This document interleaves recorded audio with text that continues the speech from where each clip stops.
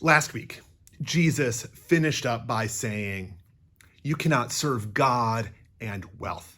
Now he's telling a parable about a rich guy getting condemned for being rich. I hate to break it to you, but I kind of think Jesus has a problem with money. Let's tackle the gospel passage for proper 21C. Now, there is a ton to talk about in this one parable. Before we do, we have to name what happened in the few verses between the teaching last week and the one this week. Now, remember back in chapter 15, Jesus responds to the Pharisees and the scribes who are questioning him based on what he is saying. So those parables of the lost are a response to that. He then, at the beginning of chapter 16, turns to his disciples and teaches them with that parable of the dishonest manager. But while he's talking to them, the Pharisees hear him anyway. So it's not like there's in a soundproof booth or anything. And it says in chapter 16, verse 14, the Pharisees who were lovers of money heard all this and they ridiculed him. Luke is telling us that in a world in which you cannot serve God and wealth, we know who they are serving while mocking him. And that's the lead in here, right? To a parable about a man who serves mammon, right? Wealth, and this other man who obviously doesn't. This text is full of just how much this rich man serves wealth and orders his life around that. And then when he dies, he is utterly unprepared for an afterlife that is not ordered the same way. One last thing to note before we get to the problem. This text does not refer to heaven and hell. It refers to this rich man going down to Hades, which we all know much more from Greek mythology, which then reminds us that this is a parable, a story used to teach. So Jesus is using an image familiar to the Greeks more than the Hebrews here. Now, it's extremely tempting to think this is a parable about behavior rather than wealth.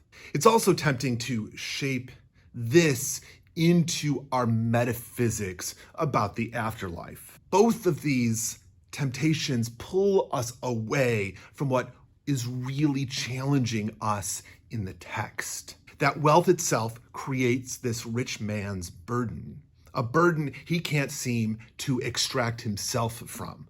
And at the heart of that burden is the isolating, individualistic reality wealth creates. Right? This eternal damnation doesn't come to him alone. It threatens anyone associated with him. Why? Because his wealth isolates them and insulates them from common life too. That's why he's worried. They're just like him. They too can wear the finest clothes and also not worry about those who have nothing. They can eat lavishly and throw food on the floor without worrying about their having enough. Understanding wealth in the first century is really like driving a gas guzzler in the 21st century, knowing there's only so much oil in the world. Wealth insulates us from need, and the system protects that. So the real problem in the text this week is all of us who have steady incomes, who have zero concern about where our next meal is coming from. We're all on the hot seat here. Because if the measure of serving wealth is isolation and insulation through financial security, a whole lot of us are in trouble. This week, I'm drawn to the chasm described in the parable. It says that the rich man can't go hang out in the good place because there's a chasm that he can't cross. You can't get there from here. We treat this like a good design choice for eternal punishment. If the good guys and bad guys can both leap over the chasm, then nobody's going to stay in the bad place. But it also highlights the intrinsic design of this whole rich guy, poor guy thing. If the rich guy experiences heaven on earth and hell in the afterlife, and the poor guy experiences hell on earth and heaven in the afterlife, then this whole argument is dependent on the chasm in our lives. And rather than think that Jesus likes tormenting poor people on earth and rich people in the afterlife, can't we see the ways that Jesus tries to convince us to dismantle the chasm between us here?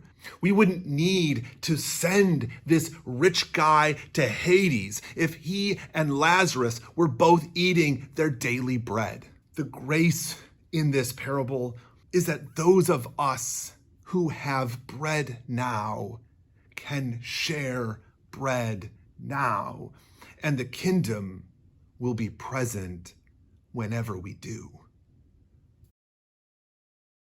If you want to keep up with the latest problem in the text, hit the subscribe button below and hit that little bell if you're into notifications. Also check out the podcast, Make Saints. It's a weekly podcast about living because eternal life is hard and we need all the help we can get. And check out my website, drewdowns.net. The link is below for Bible-y stuff, sermon prep, and all the stuff at the intersection of culture and faith. Thanks for watching, and we'll see you next time.